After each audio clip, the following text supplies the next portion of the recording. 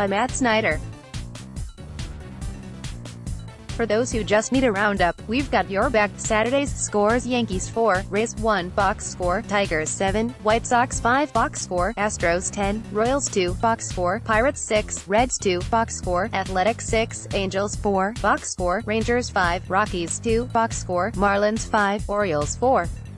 Box score, Blue Jays 2, Nationals 0, box score, Twins 9, Indians 3, box score, Phillies 4, Brewers 1, box score, Braves 1, Padres 0, box score, Cubs 6, Cardinals 3, box score, Mariners 1, Red Sox 0, box score, Dodgers 3, Giants 1, box score, Mets 5, Diamondbacks 1, box score, M's win by 1 run. Again, stop me if you've heard this one before, but the Mariners won a game by 1 run. Some updated numbers after their 1-0 win over the Red Sox on Saturday night in Seattle. The Mariners won 1-0, increasing their 1-run win total to 23, 7 more than any other team. Seattle has already won 4-1 games this season after winning just 3 such games over the previous 5 seasons. Obviously, that kind of success tends not to be sustainable or at least repeatable. That said, the M's could play .500 ball the rest of the way and still get to 90 wins. Over on our standings page, you'll find that Sportsline now projects the Mariners for 95 wins, rounded off, and gives them a 90.1% chance of making the playoffs. You'll recall that the M's have the longest current playoff drought in MLB. Anyhow, on Saturday, retread starter Wade LeBlanc was the story, as he twirled 7 2/3 shutout innings against one of the best defenses in baseball. Give a listen to his hero's exit in the 8th. LeBlanc is a 33-year-old journeyman who doesn't crack 90 miles per hour and who's on his 7th MLB organization, not counting a stint in Japan. He was cut loose by the Yankees back in spring training barely 2 months after they signed him. Well, after Saturday's ace effort, he now boasts a 2.63 ERA and 3.71 KBB ratio after 61 2/3 innings. Suffice it to say, the LeBlanc renaissance has been vital to the Mariners' success thus far. After a lot of injuries and strife mixed with some middling preseason expectations, the Mariners right now are on pace for 105 wins. They're the story of 2018 thus far. The Dodgers are back. The Dodgers on Saturday night won their 5th game in a row and moved to 11-2 in June. They've also won 21 of their past 27 games. As a result, they're now 5 games over .500 for the first time in 2018. That's notable for a team that has been crushed by injuries, especially in the rotation, and was 10 games under .500 on May 16 in the win over the Giants. Matt Kemp was kind enough to homer during Dave Roberts' dugout interview. Yep, that's Kemp's 12th homer of the season, and he's now batting .340, .376, .581 for the year. He's been huge for LA. To state the obvious, the once-buried Dodgers still trail the Diamondbacks in the NL West, but Sportsline now gives them a healthy 68.3% chance of winning the division for the 6th straight year. The Cardinals have a Carlos Martinez problem in a way. It seems odd to fret over an established frontline starter who has a 2.73 ERA for the season, but then there's this concurrent reality. Those are numbers authored by Cardinals right-hander Carlos Martinez since he returned from a lot injury on June 5. Martinez's control this season wasn't quite optimal even before he hit the disabled list, but since being activated he's been almost a total stranger to the strike zone. His delivery is rushed and inconsistent, and he's had almost no command of his secondary pitches. Something is not right, and we were reminded of that on Saturday night when he walked 6 Cubs in 5 innings. In reality, Martinez was lucky to allow just 3 runs on the night. More generally, the Cardinals are now 6-8 in June with a -18 run differential for the month. Of those, the 14th of June games, 12 have come against the Pirates, Marlins, Reds and Padres. Really, the Cardinals should have been nicely fattened up coming into this crucial series against Chicago. Instead, they limped in and dropped the first 2 games. Now, they have an ace who's got something awry physically, mentally, or both. Astros win 10th straight from Saturday, May 26 through Tuesday, June 5. The defending champion Astros went 3-7 and fell to 2 games behind the upstart Mariners. That stretch of bad baseball is now a distant memory, as the champs have ripped off 10 consecutive victories. That's a season high and one off their longest winning streak last season, when they won 101 games and the World Series. Notable in Saturday's win in Kansas City's Kauffman Stadium was Dallas Keuchel's outing. He came in with a 7.33 ERA in his last 5 outings and 9.82 in his last 2. On Saturday, he went 6 innings, allowing only 6 hits and a walk for 2 runs. Both were unearned though.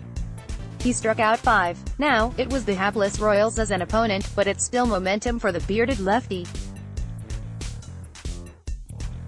Harper's struggles continue in Toronto. Marco Estrada and 3 Blue Jays relievers combined for a 3-hit shutout of the Nationals.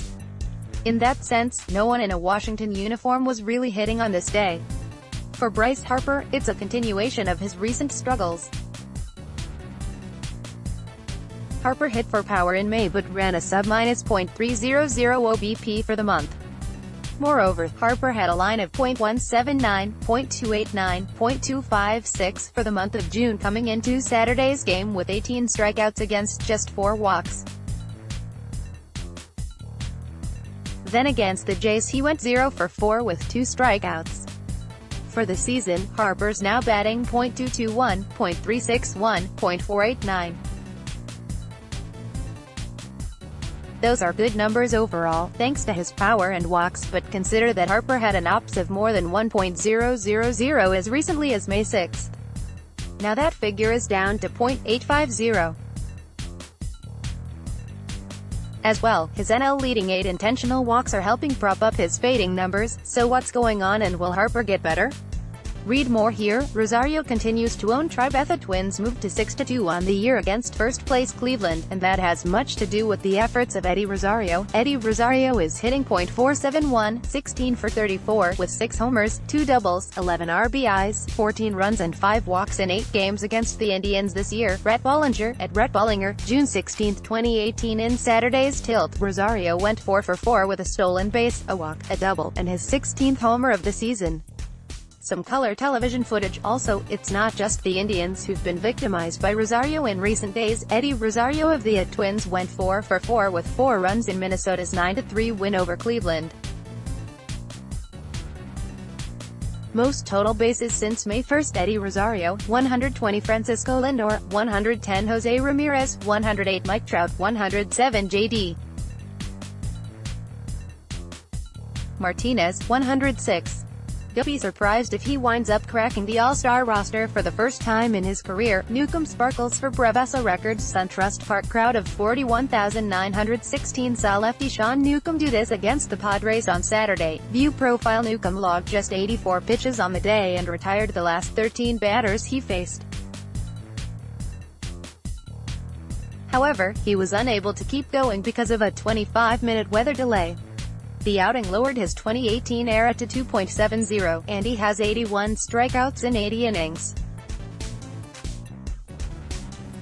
Getting such a gem from Newcomb was especially welcome given that the Braves on Saturday placed Mike Foltynewicz on the DL with a tricep strain. On offense, Charlie Culberson accounted for the lone run with his 5th-inning homer. This outcome in tandem with the Nationals' loss means that the Braves now have a 2.5-game lead in the NL East. The Orioles are bad. Let's let this rock. Kabaka tweet sum up the state of the O's. Losing streak at 9 games, longest since July 2011. The Orioles have dropped 16 of 18 games and are 19-50, matching the 1988 team's record at this point in the season. Last 11 home games have ended in defeat, tying the club record set in 2007. Rock Kabako, at Masnarach, June 16, 2018. Yep, it's June 16, and the Orioles are already at 50 losses. In related matters, the Sportsline projection model presently tabs the Orioles for a 54-108 record.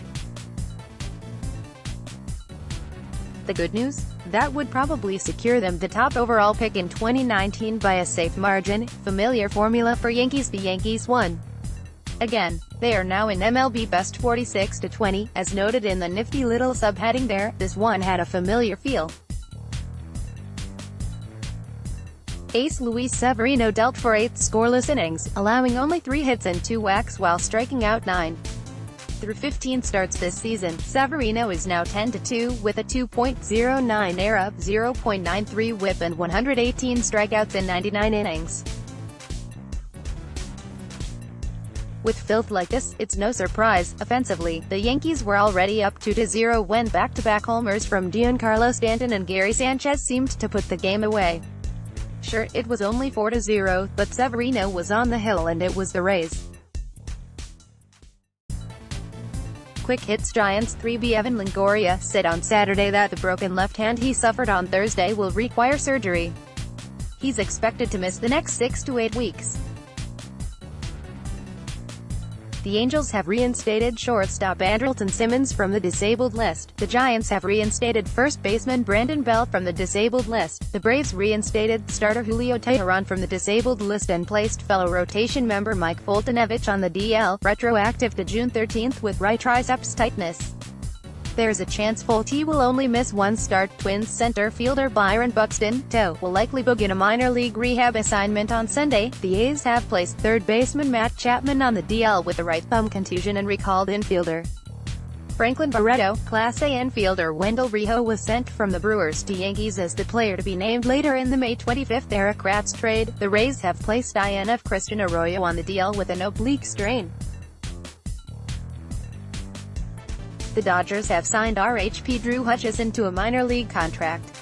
Live team updates. A Twitter list by Dane Perry. Keep up to date on the latest MLB Power Rankings, written by our experts.